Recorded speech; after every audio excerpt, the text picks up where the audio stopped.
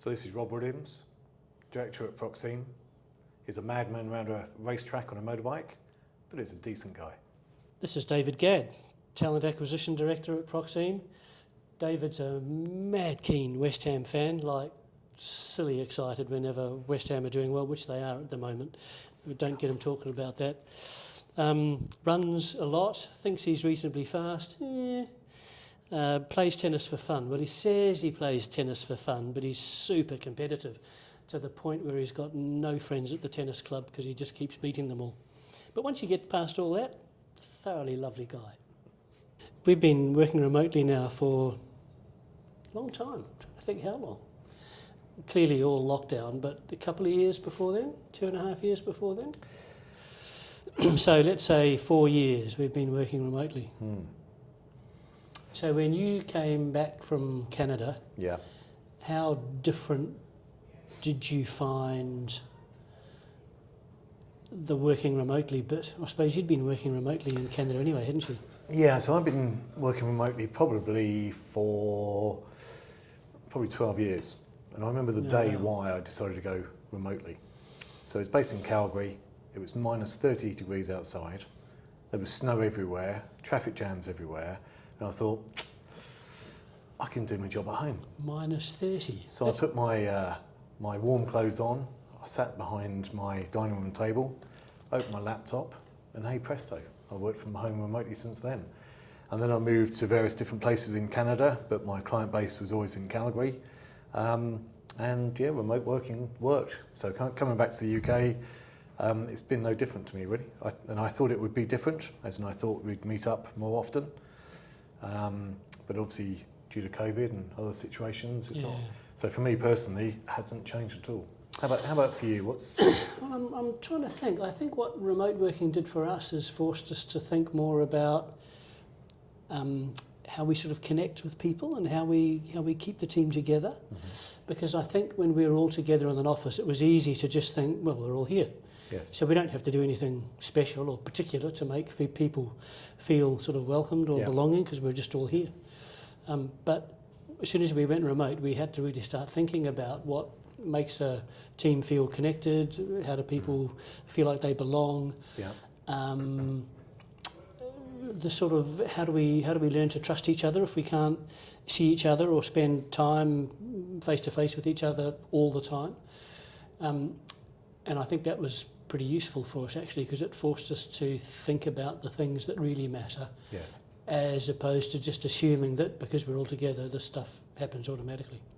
And I think that's been really good actually. I think particularly over lockdown, certainly you and me to a degree as well have sought to learn a lot more about what brings teams together, what makes teams work well, how do you build that trust, how do you make people feel comfortable.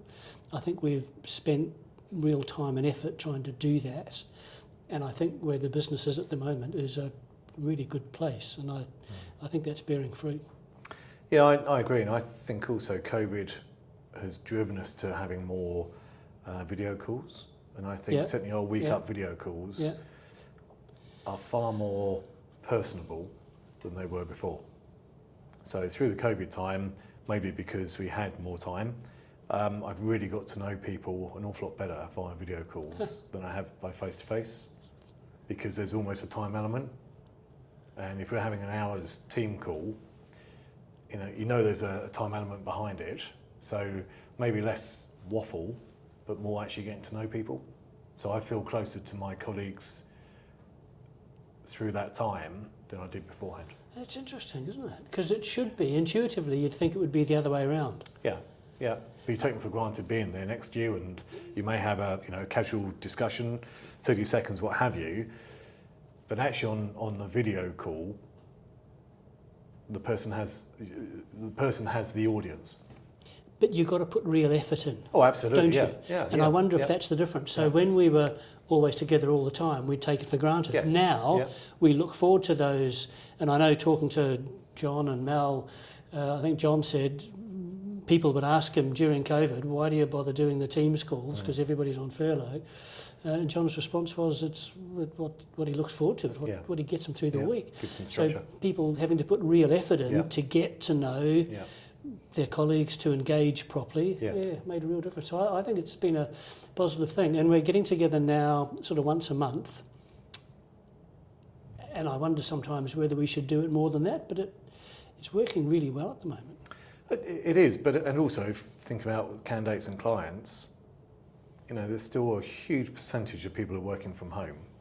And when you're speaking to a client who's working from home and, the doorbell goes and, Amazon, and there are other retailers out there. No, just Amazon. The doorbell goes and that's fine, just, it is what it is. And same with candidates, you get an insight into their life that you wouldn't do beforehand. And I'm not saying it's perfect, and I'm not saying that, video calls and interviews are going to be the way ahead constantly, but I think it does break barriers down. And it's not about being less professional, isn't it? It's still professional, it's just more... Personable. Yeah. And in that sense, it's been a real benefit. It has, a huge benefit. I think what'll be a really interesting challenge for us is when we start to grow the team, which we'll do soon, and bringing new people into this environment. And I think our process for recruitment in terms of how we advertise it and what we require from candidates, I think that's going to be completely different to anything we've done before.